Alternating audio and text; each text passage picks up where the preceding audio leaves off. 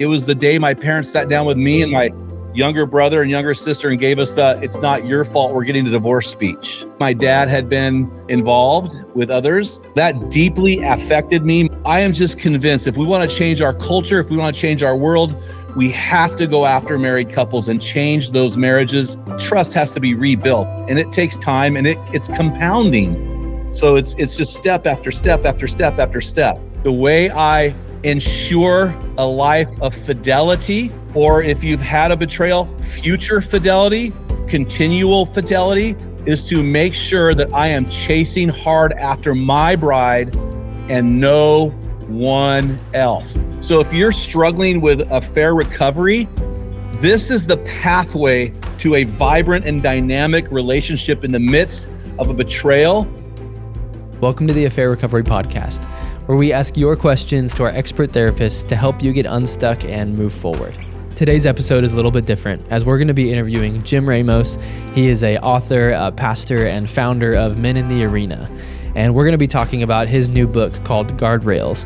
And this episode specifically is for those of you unfaithful men who are listening and watching, and you're trying to discover what are some really practical guardrails or boundaries that you can put in your marriage, your relationship, that's going to allow you to rebuild safety and trust again. As always, be sure to leave a comment, like, subscribe, leave a review. It helps us get this podcast out to more people who are hurting. While we know that infidelity is life-shattering, we believe that you can transform your pain and reclaim your life. So here's today's bonus episode with Jim.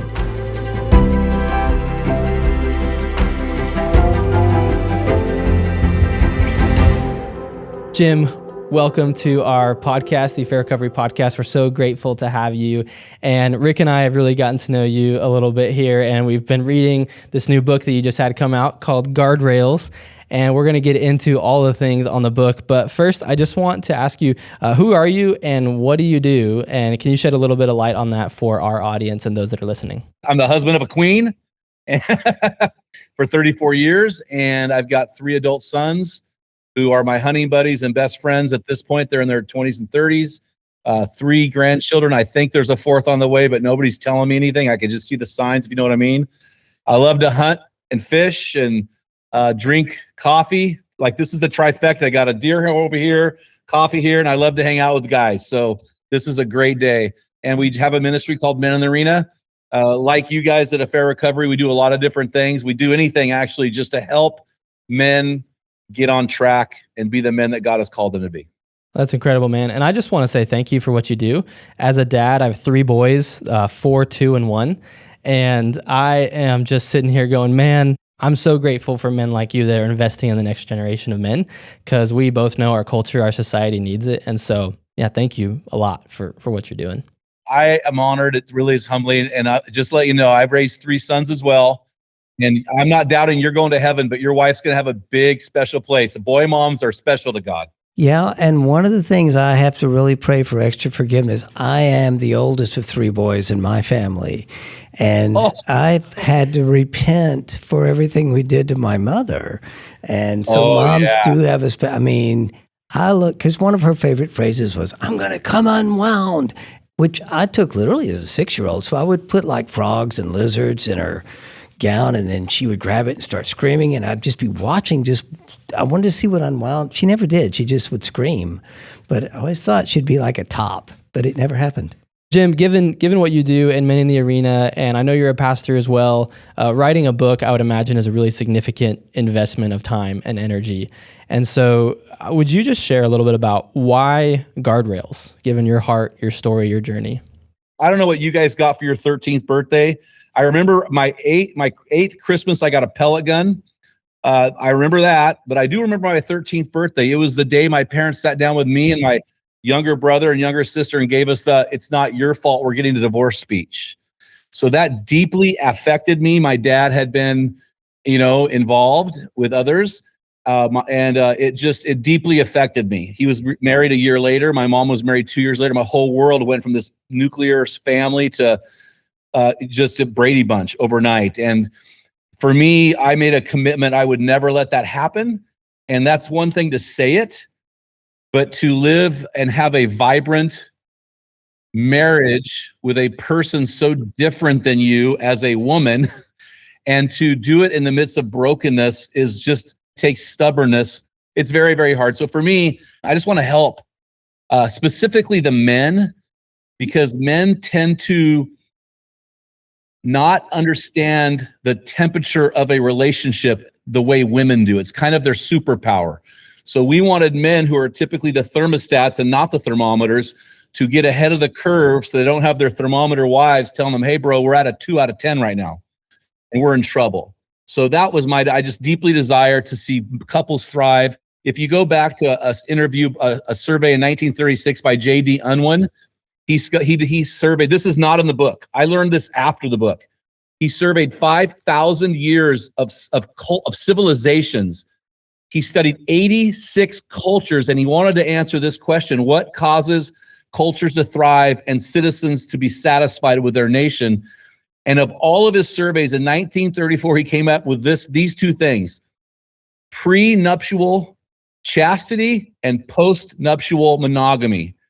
And so I am just convinced if we want to change our culture, if we want to change our world, we have to go after married couples and change those marriages, whether they're battling through infidelity, whether they're battling just through having a rough patch of life, maybe a job loss, the death of a loved one, whatever it may be. We just want to help them to thrive in the midst of it all. One of the things you say in your book is those you love the most will be hurt the worst if there is a guardrail breach. And I think one of the things that sticks out to me about your story is a lot of the questions we get is, what do I do with my kids, right? How do I talk to my kids? How do I navigate this with my kids? And you've been on the other side of that from your parents. There was a guardrail breach and you were in that destruction from your parents. And that, I think, to the people that are listening and watching, I think that it just means a lot that you've been in that space. Yeah, and one of the sad things to me is I hear people all the time say, well, the kids will be better off, or it really won't hurt the kids. And that is so not true. It's the exact opposite of that. Well, I did get more Christmas presents and birthday presents. However, everything else was negative. And I think the thing that was the most difficult, looking back, and this is going to sound really interesting, my dad told my stepmom, my kids are the most important thing in the world. If you mess with my kids, you're out. And my mom said the same thing to my stepdad. And I realized that in these second marriages, they had the model backwards. And the wife has to come before the children in the second marriage. And that's the problem. Like these second marriages, they struggle because they want to put their kids ahead of their spouse because their kids are so broken from the first marriage and the divorce. But it just can't happen that way. So we have to get the marriage in order. And I want to second that, because that's one of the things I tell people. If you're going to remarry, you've got to understand your kids cannot come before your mate. If you're going to do this, understand. And you're going to be ripped in two. So you're in a hard place. Now, one of the things with a guardrail breach that we know, because we sit in it all the time, is that the people that are listening and watching today, they are in the midst of the destruction from a guardrail breach that has happened. And to them listening, most likely, a guardrail breach feels like a significant understatement. I mean, they would probably argue that their spouse flew through the guardrail off of the edge of the cliff and brought them with them. And so I'm just curious, knowing that your book is written to a lot of people who you're trying to say, hey, don't do this. And then so many people listening are right in the middle of that very thing that you are writing to try to avoid. What would you say to people who are on the other side of that guardrail destruction? Just a clarification. So a guardrail to breach is not an affair. A guardrail breach is the story loop opening up that could lead to an affair. It's a compliment to a woman. Hey, your hair looks pretty today. It's framing your wife negatively to your secretary. Man, my wife, the old ball and chain. There's a lot. So the guardrail breach starts very, very small and seemingly innocuous, and it builds that guardrail breach. Those breaches compound and become something bigger. One of the things we talk about at Affair Recovery all the time is what it looks like to rebuild trust. And the soil of rebuilding trust is safety. You have to establish safety in order for that to happen. And there's so many that kind of overlapping metaphors and analogies with guardrails that we could go into in terms of what safety looks like and how a guardrail keeps you safe. But when you think about a guardrail that's experienced damage or has been blown off the cliff, how does rebuilding guardrails differ in your eyes from the initial construction than to a reconstruction of the guardrails. So kind of talking again to that audience that's listening, and they're trying to reconstruct guardrails. These guardrails are weightier than you could ever imagine. They're heavier, they're more sturdy. And even though a guardrail's damaged, oftentimes it isn't broken. They're meant to direct, to protect, to correct, and to deflect. And if there is a hole, if that relationship has breached that guardrail and it's blown open and it needs to repair, really this book is really about that. It's here are some things I can implement that I can build trust into my relationships. For example, we have a situation we're dealing with right now. Man, I wish I could have referred them to you guys. She's a flight attendant friend of my wife. Her husband had an affair once before. They'd worked through it. So 10 years later, everything's going great. They're both in Bible studies doing their thing. And she wakes up one morning. He's left a note that he ran off with a coworker. He wrote a handwritten note and ran off to another country. And she never knew there was a problem. The issue that we're talking about today is building, reestablishing this trust and reestablishing these guardrails. And one of the guardrails, the 10th one of the book, is probably the most important. It's never assume that your spouse is living by your standards. So stay engaged, ask the right questions. And that is, when there is a betrayal, you have to go through it. Well, I'm not the expert, but there's a process of building trust that takes, what, Rick, you said 18 months plus. And that happens with little steps, right? Like having access to each other's phones, having access to each other's history, not complimenting women in a way that would elicit an emotional response towards you. I mean, I'll compliment my women that work for me about job stuff, but I won't say things that will elicit a response towards me. I don't have deep conversations with other women. I frame my wife well. I don't drag her down in other conversations. So there's a lot of little steps in the book, that just simple steps, that if a man or a woman implements them, they will build that trust over time, because you guys know that trust has to be rebuilt, and it takes time, and it's compounding. So it's just step after step after step after step. And so we just have to start with, sometimes you have to go back to the basics and just start rebuilding.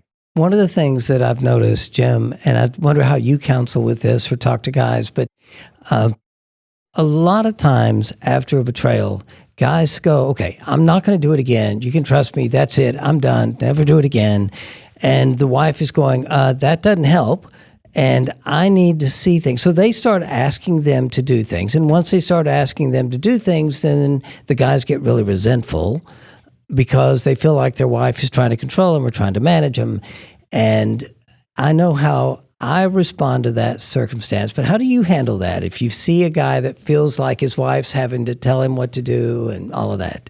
I'm not an expert in this area, obviously, but I've seen two things with a lot of different people. Usually it's the man, usually, not all the time. I would say, 70% of the time it's the man. What happens is he comes clean, but he doesn't come clean all the way. So then his story, the full truth, unfolds after several confrontations. Well, that doesn't help build trust. So once the full disclosure is on the table, then what happens is he typically does really well for a while, and then he starts playing this is what I've experienced. I'm not an expert. A caveat to the entire podcast, not an expert on betrayal. He begins to whine and complain about she doesn't trust him anymore. Well, that's not the case. The case is it's rebuilding. And so he just needs to do the work. He or she, whoever the betrayer is, they are the one who's the betrayer, and they have to build the trust. And I know it's not easy. And I know you want it to be over fast, but we have to help that betraying spouse to work through that process. But the betrayed spouse has to build trust, because there's a broken covenant there. That is such a difficult situation. I mean, one of the things I say, look, if you'll take responsibility for helping them to feel safe, and if you'll begin to take responsibility for living in a way that they can know you're safe, if you take responsibility for her pain, she won't have to, but she'll also let you know. It lets her know you're important to her, or she's important to you, excuse me. And I think it's just kind of sad when guys don't know how to step up and lead, because they need to be the leader once they do this, not the person that's, being dragged along with their wife. If they're saying they want to reconcile, guys need to learn how to show up as real men. Well, it's interesting. When I wrote Dialed In, which was the book before this one, I started on a chapter, which is the leader. I took the 20 qualifications of a spiritual leader outlined in 1 Timothy 3 and Titus 1, which really should be the goal of every Christian man. every man, well, most of the things in there aren't spiritual anyway, so every man. But it was interesting when I got to the leader, Paul spent more time on that quality than all other 19 combined. He used a word in there for manages his household, and it's proistemi. And I didn't fully unpack that word till after I wrote the book. So this is guardrail number 10, build a wall. And basically what this word means, and this I think will help you, because my wife is wired differently than me. I don't need security in my life or safety as a man. In fact, I like to have danger and risk. I love that. She really wants to have a safe place for her heart, a secure place for her nest. And so this word proistemi means to preside, to protect, and provide. And God showed me a picture of a house. So my job as the leader is to preside over her heart, to protect around her heart, and then within my household, every room represents a human heart. And my job, by heart, I mean, figurative heart, right? My role is to provide a safe place for those hearts. And so when there's a betrayal, what's happened is a wall has been breached that has penetrated the bedroom. So the outer wall's breached and now it's crashed into the bedroom. So now you've got a wife who has a broken heart, literally, and you're trying to, as a man, repair it. And so our job as men, and this is critical, I feel like this might be one of my greatest messages that I'll deliver until the time I die. Inspect the walls. So you as a man, inspect the walls. If she's telling you she wants to look at your phone, what she's saying is, I don't feel secure here. I don't feel safe here. And you need to build the wall. And the best way to do it is to hand her a phone without a weird history or a weird DM or something strange or your Facebook, profile, whatever. So that's what we're talking about. It's a word picture for men. Like, your job is to build a house around her heart. Would you agree that it's pride and hubris that really causes guys not to build guardrails, where they kind of feel like nothing will happen? And because of that, they don't feel a need for it because they're sure they won't do anything. I definitely think that's part of it. I also, sadly, you guys understand our species as men. Let's be honest, guys. A lot of guys are just flat out ignorant. I go to work every day. I work hard for you. I provide a roof. I provide all these things. And she's going, you do, but you're not providing the things that matter. I don't need the tangibles. I need a safe heart to rest in you. I mean, I need security within your arms that nobody else is holding you. I think this is what men don't understand. There's an ignorance where they just don't know what they don't know. And then their pride hinders them from knowing. My wife and I, you're going to laugh, Rick. My wife and I, every 10 years, we know that we are two low maintenance people in a high maintenance marriage. Every 10 years, we get marriage counseling. Every 10 years, 20th anniversary, 30th, the 40th is coming up. We're just going in, baby. We're going in because we want to know what we don't know. It goes back to that verse we were talking about in whatever translation we want to say, but that awareness that we are capable of doing anything. And whether it's an ignorant awareness or it is, you're actually aware of it. I mean, Rick, I hear you talk about, like, I just know what I'm capable of. And so you've got your guys around you. You've got that. And I think even from my standpoint as a betrayed spouse, part of my recovery journey was coming to the conclusion that I am very capable of the same things that were done to me that hurt me. And that's why even me, I need guardrails in my life to protect my marriage as well. And so, Jim, you mentioned some of those guardrails. I want to drill into a couple of them if you're open to doing that. Well, really quick, I end every chapter with this sentence. I know what I'm capable of. Do you? In fact, I think if you don't have other men that really help you maintain perspective, you can get in trouble. I mean, I've been meeting with the same group of guys since '96, and I can promise you that is the one thing that has kept me on track, because I learned I can deceive myself and not even see it, but they won't let me by with it. So I believe that's important. One little sentence, like when people know you well on a deep level after decades, like you're talking 3 decades now, you can come in and say, oh, I met this person in the grocery store, and they know what that meant. That they know because they know you. And so that's critical. I've got those people in my life who just, and I tell them, if I have a tone change, if I have anything, you need to speak it because I need to catch it before it gets, becomes a series of breaches. So you've got 10 guardrails in the book. and I want people listening, watching to go buy the book so they can get all the 10 guardrails. We're only going to talk about 3 here for a second. And so the first guardrail is live above reproach. Can you explain that one further, unpack it? Yeah, so that's the most important one. So, and that's why I put it first. So in 1 Timothy 3, Titus 1, Paul lists these 20 qualifications of an elder. He lists this Greek word antipolepnos first in both those instances. Now, in the ancient, in the Greco-Roman world, especially with the Hebrews, the Jewish people, they would order things by value, by importance. So we see the 12 apostles, the 12 disciples. Who's the first one? Peter. He's the most prominent. Who's the last one? Judas. Bummer, Judas, but so we see that. So Paul puts this as first in both these instances because what we do with our life and how we appear to others is important. Antipolepnos means to have nothing to be laid hold of. In other words, to not have anything in our life that can be accused objectively. So because of that, I do certain things that help me. I don't meet alone in a closed door, closed windows with a woman. I don't do mentoring, counseling. I don't say things to women that are complimentary that would cause an illicit response towards me. I'm trying to be and I'm a friendly, outgoing guy. My wife would tell you that I'm flirty. And when I say, wait, what does that mean? She goes, well, you're just friendly and it's taken wrong. So I was like, okay, well then that's a problem. Because I don't want to ever come across as flirty. I don't want to come across that way. I want to come across as friendly and kind, but want to be careful to live a life above reproach. So when I'm in the coffee shop interacting with the baristas at Starbucks, that somebody who walks in doesn't go, yeah, that was kind of strange, that interaction, Jim. I want to live a life above reproach.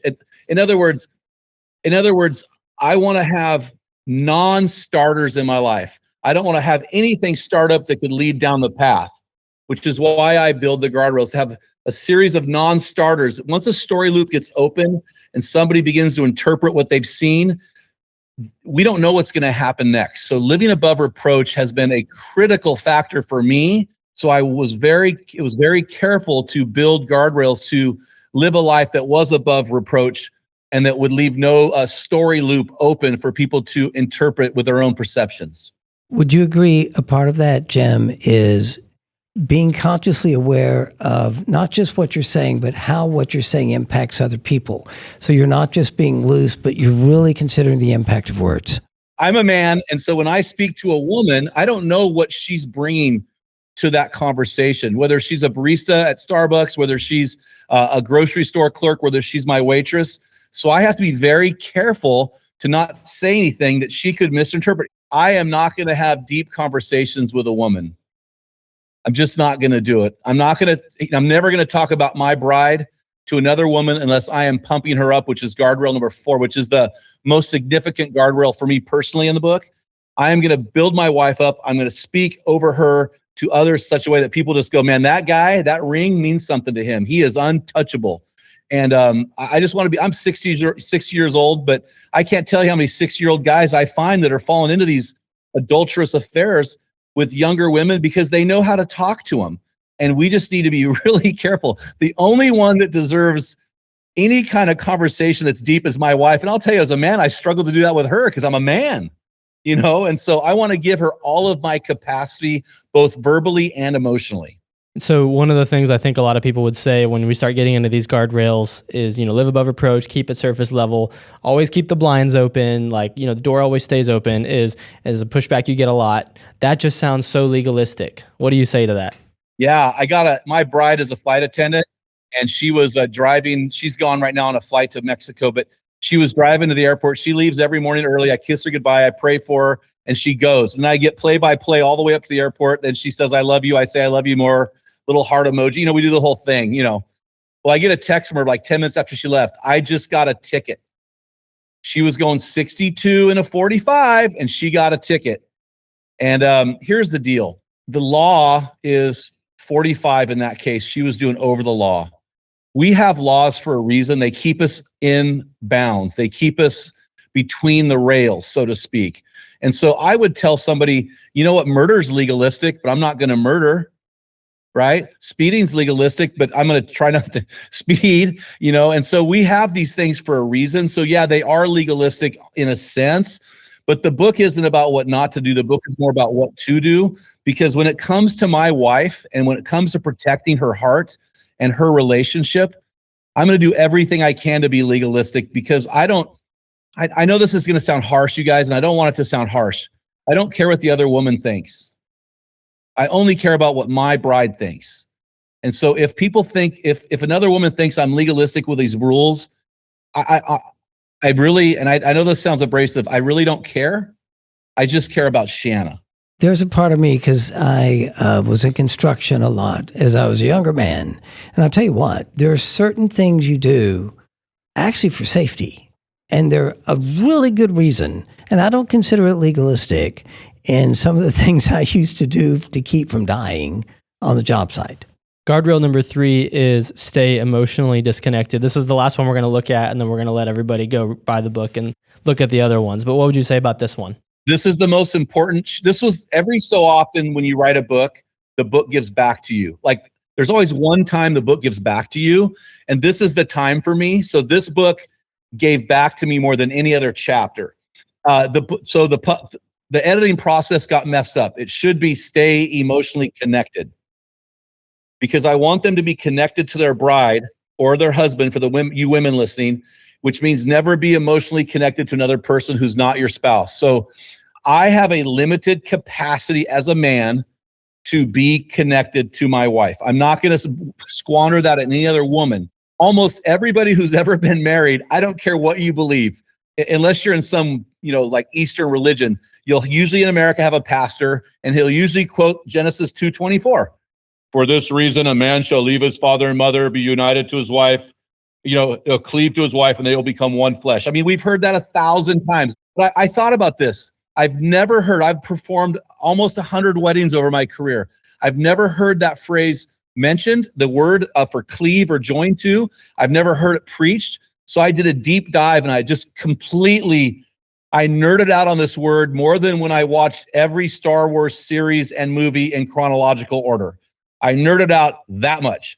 And I realized the word in Hebrew is Debac, D-A-B-A-Q, and it means 4 things. And this is really critical. So if you're struggling with affair recovery, this is the pathway to a vibrant and dynamic relationship in the midst of a betrayal. And this is probably also how you got into betrayal mode and affair mode anyway. So here we go. Watch this.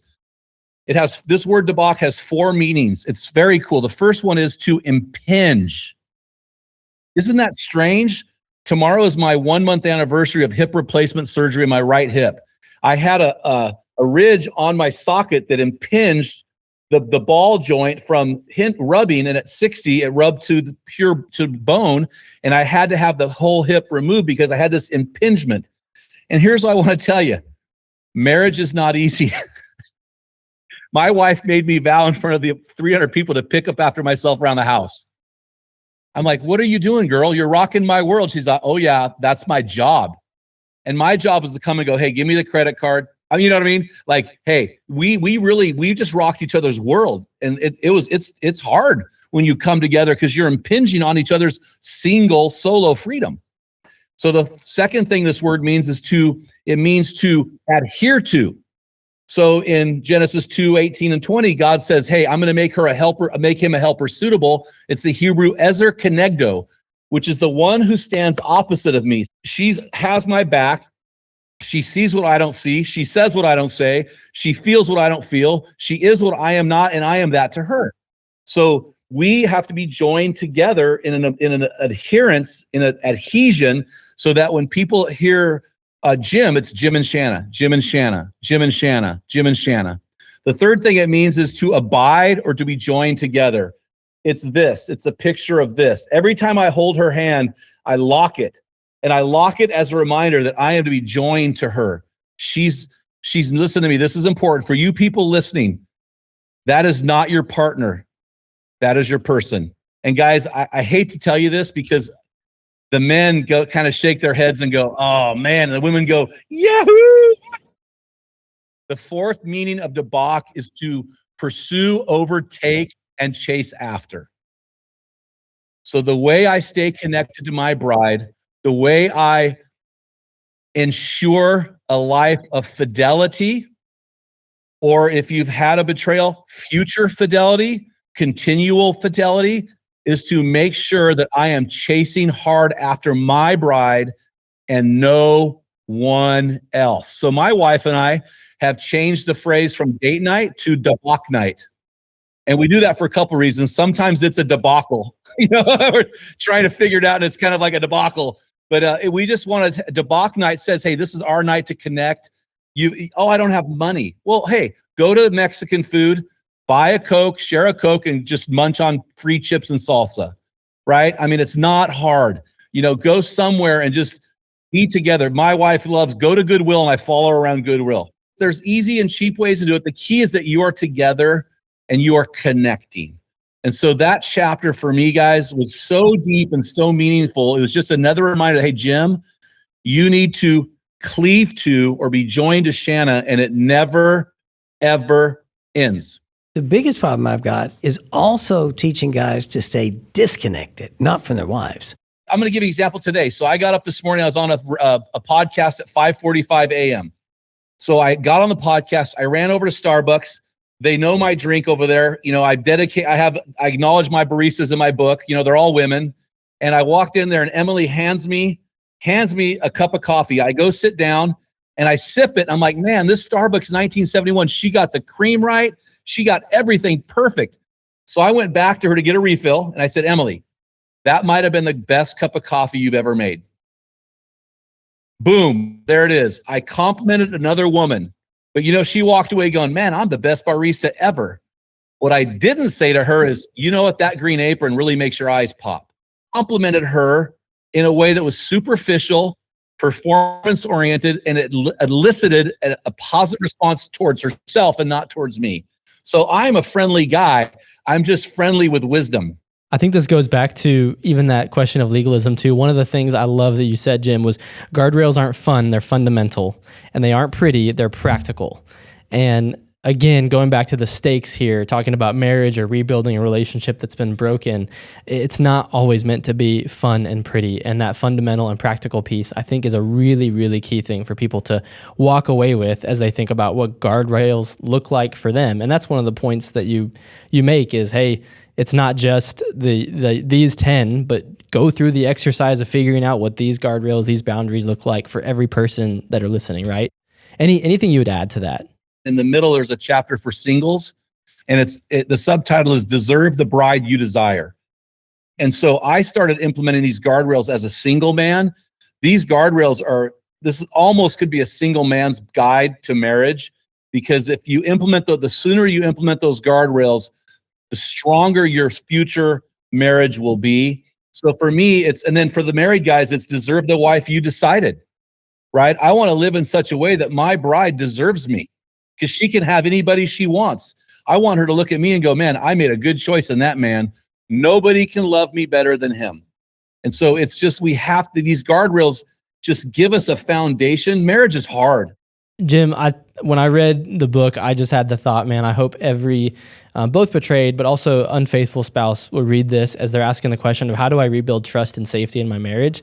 Because Rick, I think you would agree that if you apply these things, don't just read the book and go, that was really good, but apply them, I think it would rebuild an incredible amount of safety and trust. Oh, absolutely. Yeah. And one of the things, like just this is Tuesday, Sunday, Jim, at our EMS weekend, I actually do a lecture on relapse prevention. So much of what you just said is exactly what we talk about, because if you want to keep from this, if you want to keep it from happening again, learn to live in a healthy way, learn to make it about the marriage, learn to set up those boundaries. That's critical. I am not equipped to help those with affair recovery. I send 100% of people struggling to you guys. You are the best in the business. And oh man, I don't know what guys like me would do without guys like you. So thank you guys so much. Thank you. Same. Yeah. Jim, where can people find you? Don't look for me. I'm a nothing, but go look. You can find our ministry at meninthearena.org. And anything you would just say to wrap up? If you're struggling with an affair and whether you're the betrayer or the betrayed, hang in there. There's light at the end of the tunnel. Then trust Affair Recovery. These guys are the best in the business. Thank you, Jim. Would you mind praying to wrap us up? Yeah, I'd love to. Father, we just praise you today. Your word tells us that we are fearfully and wonderfully made. Your word tells us that you think of us more than the grains of the sand in the seashore. God, you are obsessed with your children. You are obsessed with loving us. You love us no matter how far we've run from you, no matter how far we've turned, no matter how dark of a path we've traveled. So God, for those who are in such a dark place they can barely see the light, I pray that you would supernaturally reach down and touch them, that they would experience your presence today. I pray for those marriages that are broken, that you would do what you do best, that you would begin to put the pieces back together as we trust you. We love you. You are a great God. You want the best for your children. Satan wants good. You want the best. So we trust you today for your best. In Jesus' name, amen. So grateful to have sat down with Jim and had this discussion today. Really just practical on great boundaries and guardrails. And if you want to go further, definitely check out Jim and Men in the Arena and their resources. They've got a ton of great stuff on their website and within their own podcast, especially if you're coming from a faith background. But then for those of you who just want to take the next step on your healing journey, I would highly recommend you explore Hope for Healing. It's our course for unfaithful spouses, trying to figure out how to put these kind of things in place to really build a better life and a better future. To all of you listening and made it this far in the podcast, we just want you to know we see you. And we're grateful you're out there, and we hope you are able just to take whatever next step makes sense for you on your healing journey. We'll see you next time.